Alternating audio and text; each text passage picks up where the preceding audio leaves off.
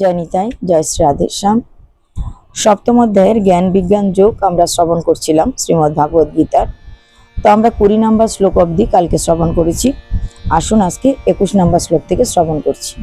যে ভক্ত অন্য যেই দেবতাকে পূজা করিতে চায়, সেই দেবতাকে পূজা করিবার অচলা ভক্তি আমি তাহাকে দিয়া থাকি। অর্থাৎ ভগবানের ভক্ত অন্য কোনো দেবতার পূজা করলেও অন্য কোনো দেবতা পূজা করার জন্য যে ভক্তি দরকার, সে অচলা ভক্তিটা ভগবানই দিয়ে থাকে। সেই ভক্ত ভক্তির সহিত সেই দেবতাকে পূজিয়াই ইষ্ট লাভ করে, আর সেই ভক্ত ভক্তি শ্রদ্ধা সহকারে সেই দেবতাকে ভজন সাধন করে তুষ্ট করে তার যেই ফলটা বা যেই জিনিসটা সে চেয়েছে সেটা সে লাভ করে। অন্য দেবতার পূজা করিয়া ভক্ত যে ইষ্টফল লাভ করে তাহা ক্ষণস্থায়ী, কিন্তু আমার ভক্ত আমাকে চিরদিনের জন্য লাভ করে। তো ভগবানের ভক্ত ভগবানকে ভক্তি করে চিরদিনের জন্য ভগবানকে লাভ করে, কিন্তু অন্য দেবতাকে পূজা করলে সেটা ক্ষণস্থায়ী হয়। অজ্ঞান ব্যক্তি জানে না যে আমি অব্যয় ও উত্তম, সেই জন্য সে ব্যক্তভাবে আমার উপাসনা করে।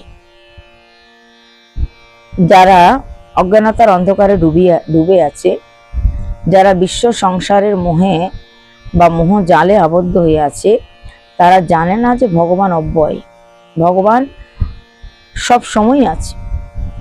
পৃথিবী ধ্বংস হয়ে যাওয়ার পরেও আছে, পৃথিবী শুরু হওয়ার আগেও আছে, আবার পৃথিবী স্থিতিশীল থাকার সময়ও আছে।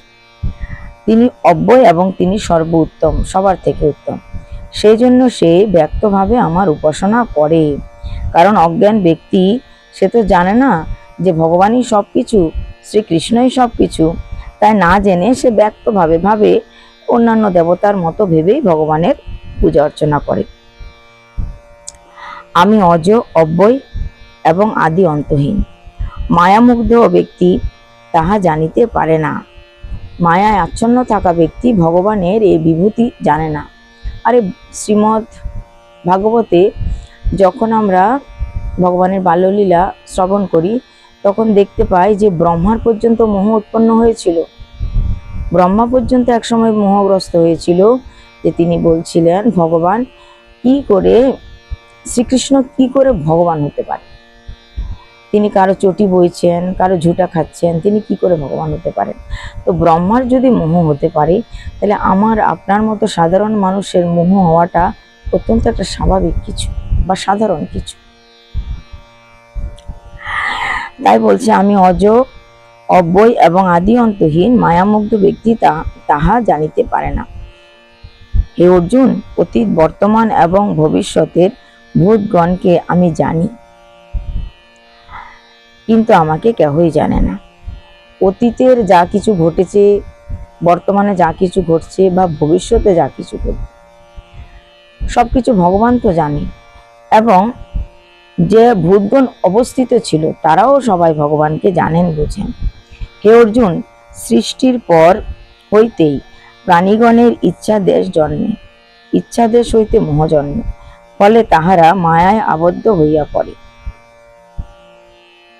সৃষ্টির পরে যেরকম আমরা সুখদেব গোস্বামীর কথা ভাগবতের একদম শুরুতে জানতে পারি, তিনি কি বলেছিল, 12 বছর হয়ে গেছে তবু জন্মগ্রহণ করছে না। বাবা যখন বারবার বলছে পুত্র বেরিয়ে আসো, পুত্র বেরিয়ে আসো, তোমার মার কষ্ট হচ্ছে, আর কতদিন তুমি মায়ের গর্ভে থাকবে? তখন সুখদেব গোস্বামী বাবাকে একটাই বলেছিল কথা, যে হে পিতা, এই পৃথিবী থেকে মায়াকে কিছুক্ষণের জন্য সরিয়ে নিতে বলুন ভগবানকে। মাধব যদি কিছুক্ষণের জন্য মায়াকে সরিয়ে নেয়, তবে সে সময় আমি জন্মগ্রহণ করব। কেননা এই মায়া মোহিত জগতে আমি যখনই জন্মগ্রহণ করব, মায়ায় আমাকে মোহিত করে নেবে, আর আমি মাধবের ভজনা না করে মায়ার ভজনা করব। তাই আমি কিছুক্ষণের জন্য মায়াকে সরিয়ে নেওয়ার পর পৃথিবীতে জন্মগ্রহণ করতে চাই।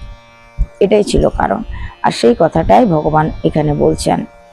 হে অর্জুন, সৃষ্টির পর হইতে প্রাণীগণের ইচ্ছা দেশ জন্ম, যেহেতু মায়ায় পড়ে গেছে, মায়ায় পড়ে যাওয়ার কারণে ইচ্ছা, হিংসা ইত্যাদি জন্মেছে।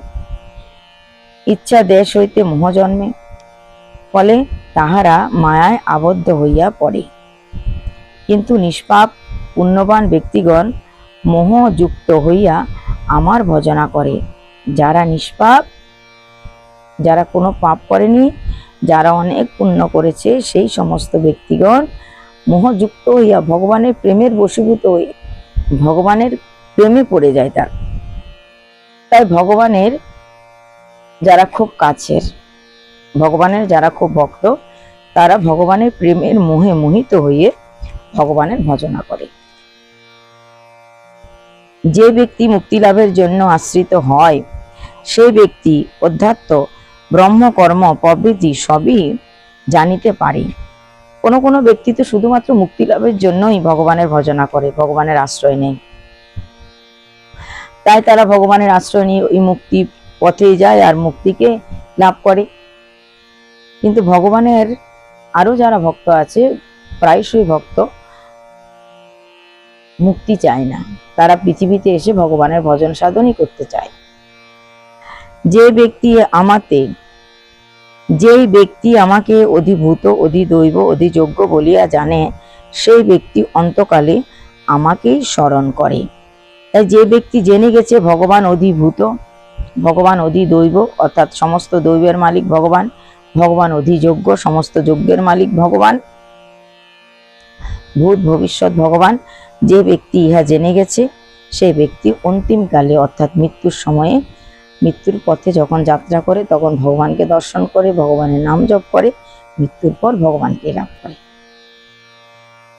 তো এটা ছিল 30 নম্বর শ্লোক। সপ্তম অধ্যায়ের এখানেই বিশ্রাম। জ্ঞান বিজ্ঞান যোগ আজকে এটুকুই আমরা শ্রবণ করলাম।